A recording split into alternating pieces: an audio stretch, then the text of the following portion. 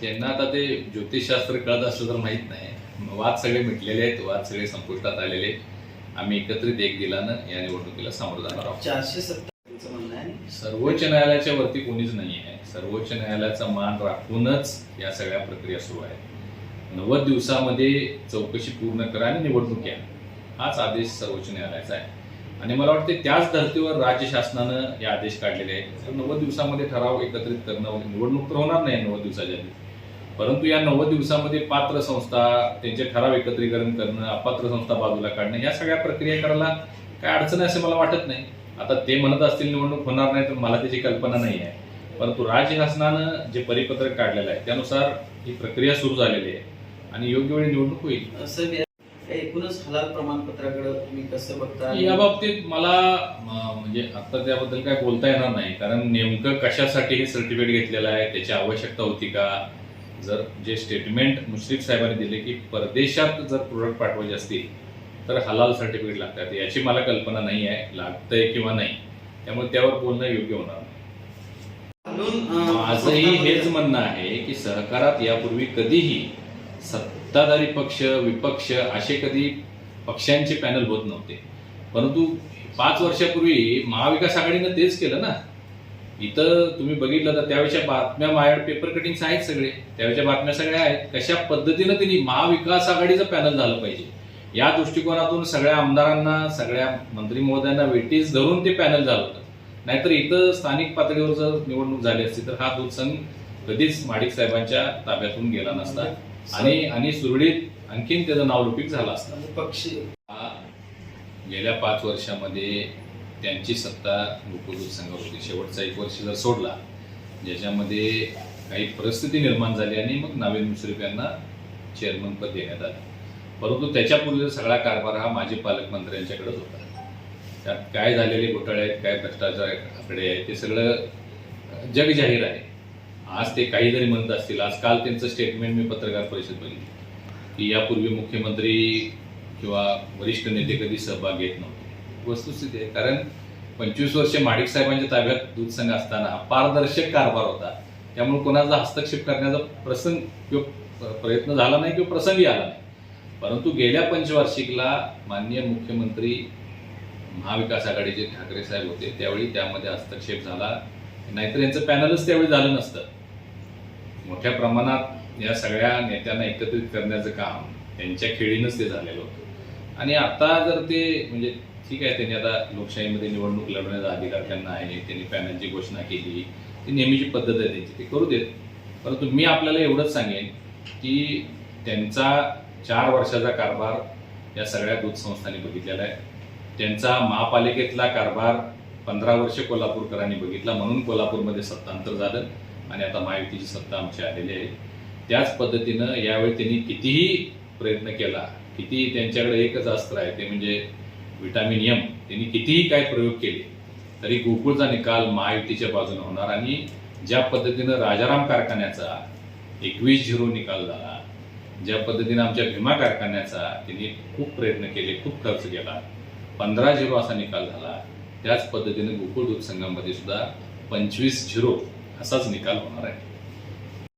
पहा, सहकारामध्ये कुठल्याही संस्थेची निवडणूक असेल, दूध संघ असेल, कारखाना असेल, साखर कारखाना असेल, सूत गिरणी असेल, त्याचे एक बायलॉज असतात.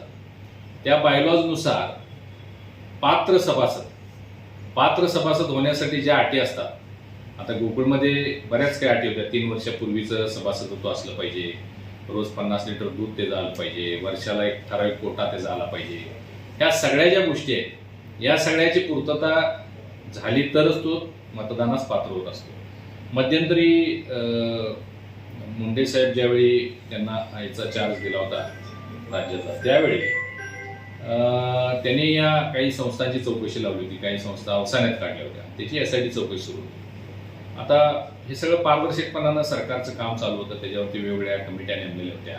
1200 संस्थांची एक वेगळी सुनावणी चालू आहे, SITची चौकशीची वेगळी सुनावणी चालू आहे, अशा बऱ्याच वेगवेगळ्या सुनावण्या सुरू आहेत.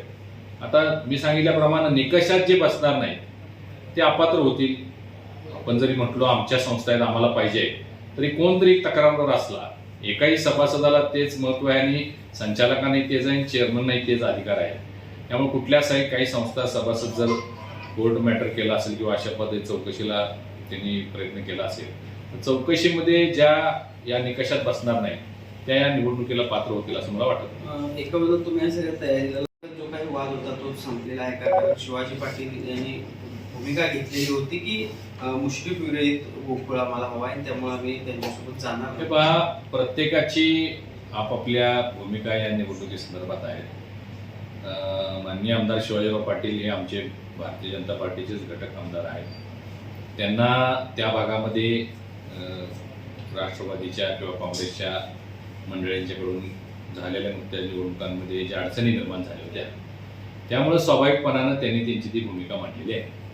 परंतु एकदा माननीय मुख्यमंत्री महोदयांनी आदेश दिल्यानंतर मला वाटतं त्यात वेगळी चर्चा आपण काय करण्याची आवश्यकता नाही आहे.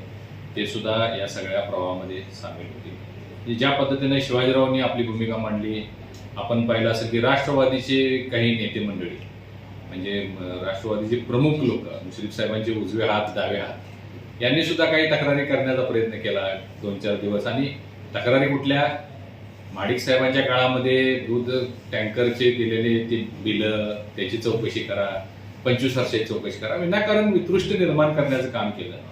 हे पहा, हा दूध संघ कुणाच्या मालकीचा नाही आहे, हा सर्वसामान्य सभासद शेतकऱ्यांच्या मालकीचा दूध संघ आहे. 5 वर्षाची नाही 25 वर्षाची चौकशी करा म्हटलं तर ती झालीच पाहिजे. हा काही सहकारी संघ आहे, सहकारी संस्था आहे, त्यामुळे कुणाच्या मनात काही शंका असता कामा नये. आणि चौकशी करण्याला काहीच अडचण नव्हती. परंतु महायुती म्हणून लढायचं हे जाहीर होत असताना त्यांच्या काही प्रमुख मंडळींनी अशा पद्धतीची भूमिका घेणं हे सुद्धा आश्चर्यकारक होतं. त्यांचे प्रमुख लोक होते, त्यामुळं आजपर्यंत काही विस्तृष्ट होती ती आता मिटवून निवडणुकीला सामोरं जात असताना या सगळे हेवेदावे बाजूला ठेवून निवडणुकीला सामोरं जायचं आहे. गोकुळ दूध संस्था कोल्हापूर जिल्ह्यातील शेतकऱ्यांची जीवनवाहिनी आहे. म्हणजे मला वाटतं राज्यामध्ये एकमेव जिल्हा असा आहे जिथे एवढ्या मोठ्या प्रमाणात दुधाचं संकलन आणि 10 दिवसाला पेमेंट अशी एक परंपरा गेली 30-40 वर्ष असणारा अतिशय शेतकऱ्यांच्या जीवनातला महत्त्वाचा दुवा असणारा हा कोल्हापूर जिल्हा दूध संघ गोकुळ आहे. 25 वर्ष गोकुळ दूध संघाची संस्था आमचे नेते माननीय महादेवरावजी माडिक साहेबांनी, माझे आमदार स्वर्गीय PN पाटील साहेब यांच्या नेतृत्वाखाली अतिशय पारदर्शक आणि चोख कारभार या संघामध्ये लोकांनी पाहिला. गेल्या पंचवार्षिकला राज्यामध्ये महाविकास आघाडीचं सरकार आलं आणि त्यावेळी गोकुळची सत्ता खूप कमी मतानं म्हणजे अगदी 80-100 मतानं या संस्थेची सत्ता महाविकास आघाडीच्या सर्व नेते मंडळींची ताब्यामध्ये गेली. आता 5 वर्षामध्ये काय झालं, कसं झालं हे सगळं बऱ्याच गोष्टी होत्या. परंतु मध्यंतरी ज्या घडामोडी राज्य पातळीवर झाल्या, सन्माननीय मुख्यमंत्री देवेंद्रजी फडणवीस साहेबांनी, उपमुख्यमंत्री एकनाथराव शिंदे, अजितदादा आणि आता दादांच्या नंतर सुनेत्राताई हे एकत्रित राज्याचं नेतृत्व करतायत. त्यामुळं राज्यभर जेवढ्या काही सार्वजनिक निवडणुका झाल्या त्यामध्ये आम्ही महायुती म्हणून निवडणुकांना सामोरं गेलो. त्याच पद्धतीवर गोकुळ दूध संघाची सुद्धा आता निवडणूक होऊ घातलेली आहे. या निवडणुकीमध्ये सुद्धा सन्माननीय मुख्यमंत्री महोदयांच्याकडं काही नेते मंडळी गेली आणि आम्हाला बैठकीला त्या ठिकाणी CM साहेबांनी बोलवलं आणि सांगितलं की या निवडणुकीमध्ये सुद्धा महायुती म्हणूनच आपण एकत्र पुढे गेलं पाहिजे. एक चांगला मेसेज राज्यभर जाईल या दृष्टिकोनातून प्रक्रिया सुरू झालेली आहे. ठराव गोळा करण्याचा कार्यक्रम जाहीर झालेला आहे. आजपासूनच मला वाटतं आता संस्था प्रतिनिधींनी आपले ठराव तयार करायचे आहेत. आता या संदर्भात आमची एक बैठक माननीय आमचे नेते चंद्रकांतदादा पाटील, माननीय आमदार मुश्रीफ साहेब, माननीय आमदार आंबेडकर साहेब, आमदार अमल माडिक साहेब अशी एक बैठक, आमदार विनय कोरे साहेब बैठक झालेली होती आणि त्यामध्ये ठरले की आता आपण आपले सगळे 4ही पक्षांनी आपापले ठराव एकत्रित करून 30 तारखेच्या 31 तारखेच्या सबमिट करायचे ते करूया आणि एकत्रित या निवडणुकीला सामोरं जाऊया. आतापर्यंतचा हा सगळा प्रवास जो आहे तो मी आपल्याला सांगितला.